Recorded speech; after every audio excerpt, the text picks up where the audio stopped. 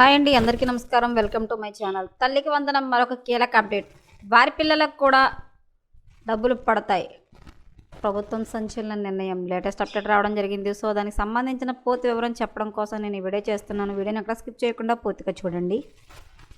అప్పుడే నేను చెప్పే సమాచారం మీకు బాగా అర్థమవుతుంది. అలాగే వీడియో నచ్చితే కనుక వీడియోకి లైక్ ఇచ్చి మా ఛానల్ సపోర్ట్ చేయండి. కొత్తగా ఎవరైనా మా ఛానల్ చూస్తున్నట్లయితే కనుక తప్పకుండా సబ్స్క్రైబ్ చేసుకోండి. అప్పుడే నేను పెట్టే మరిన్ని అప్డేట్స్ అన్ని నోటిఫికేషన్కి అయితే వస్తాయి. అలాగే వీడియోని లైక్ చేయడం వల్ల వీడియో కొంతమందికి రీచ్ అయ్యే ఇన్ఫర్మేషన్ మరికొంతమందికి అయితే రీచ్ అవుతుంది. సో లేట్ చేయకుండా వివరాలంటే చూద్దాం. ఆంధ్రప్రదేశ్ ప్రభుత్వం పాఠశాలల కళాశాల విద్యార్థుల తల్లిదండ్రులకు తీపి కబురు అందించింది. కూటమి ప్రభుత్వం ప్రతిష్టాత్మకంగా చేసిన తల్లికి వందనం పథకం నిధుల విడుదలకు ముహూర్తం ఖరారైంది. ఈ నెల 22వ తేదీన ఈ పథకం కింద నిధులను విడుదల చేయాలన్నట్లు ప్రభుత్వం అధికారికంగా ప్రకటించింది. ఇందుకు సంబంధించి నిధులను చెల్లించేందుకు విద్యాశాఖ అనుమతిస్తూ ఆ శాఖ కార్యదర్శి కోన శశిధర్ ఉత్తర్వులు జారీ చేశారు. 1వ తరగతి నుంచి 12వ తరగతి వరకు విద్యార్థులందరికీ ఈ పథకం వర్తించనుంది.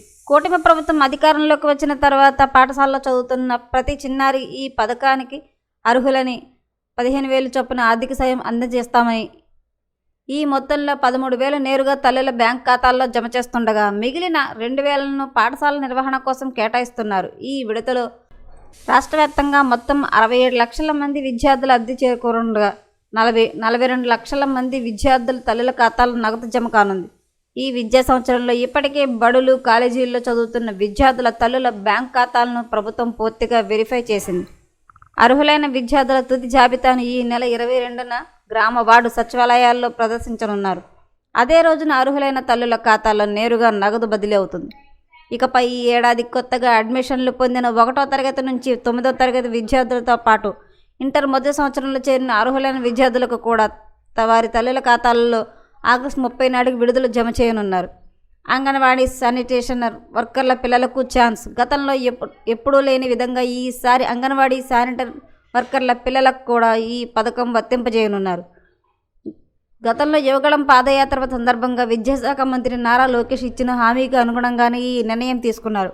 మంత్రి లోకేష్ చొరవతో వీరిని కూడా అర్హులుగా జాబితాలోకి చేరుతున్నట్లు ప్రభుత్వం తమ తాజా ఉత్తర్వుల్లో స్పష్టం చేసింది. తల్లికి వందనం అయితే కనుక ఈ నెల 22న అయితే కనుక అమలు చేయాలంటే ప్రభుత్వం కీలక నిర్ణయం తీసుకుంది. అలాగే శానిటైజర్ చేసే వాళ్ళ పిల్లలకు కూడా ఈ అర్హత ఉంటుందని చెప్పి ప్రభుత్వం అయితే ప్రకటించడం అయితే జరిగింది.